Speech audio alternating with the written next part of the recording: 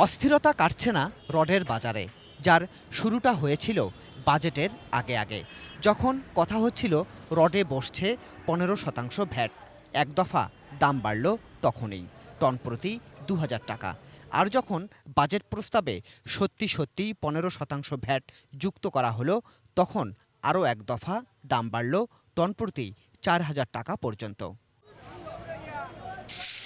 কিন্তু শেষ পর্যন্ত 29 জুন বাজেট পাশ হলো 15% ভ্যাট বাদ দিয়েই। অথচ এখনও বহাল রডের সেই বাড়তি দামই। বাজেটে বাড়াবে বাড়াবে ওই অজুহাতে দাম বাড়ায় দিল, তো আমাদের তো কিনতে হইলো ওই দামে, তো আমি সেই অনুযায়ী বিক্রি করতে হবে, আমি তো লস করতে পারি না এখানে বসে। রডের দাম বাড়ার মাশুল দিচ্ছে সাধারণ মানুষ, বেসরকারি উদ্যোক্তা, এমনকি বাধাগ্রস্ত হচ্ছে সরকারের বার্ষিক উন্নয়ন কর্মসূচি এডিপিউ। প্রকল্পের একটা কম্পোনেন্টের দাম বেড়ে যায়, তখন পুরো জিনিসটার দাম বেড়ে যায়। 4 ইঞ্চি 6 ইঞ্চি 8 ইঞ্চি পরপর রডকে বিছানোর যে ব্যাপারটা থাকে, সেখানে সে মেজারমেন্টের মধ্যে একটা হেরফের করে রডের ব্যবহারের পরিমাণটা কমিয়ে ফেলে। যখন পুঁজি লগ্নি করবার ক্ষমতা কমে যায়, তখন সেই কাজের মধ্যে একটা নেতিবাচক প্রভাব, সেটা হলো দীর্ঘসূত্রিতা আসতে পারে।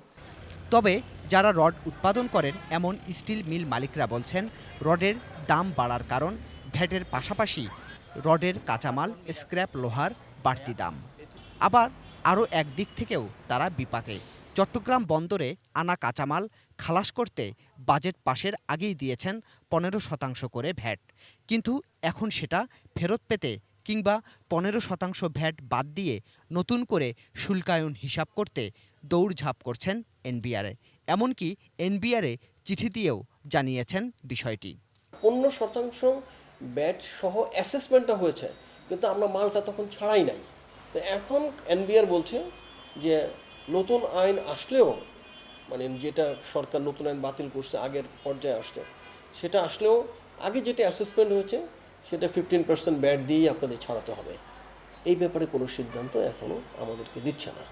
বিষয়টি নিয়ে কথা বলতে এটিএন নিউজ যায় এনবিআরে, কিন্তু সংশ্লিষ্ট কেউ কথা বলতে রাজি নন। গোলাম কাদের রবু, এটিএন নিউজ, ঢাকা।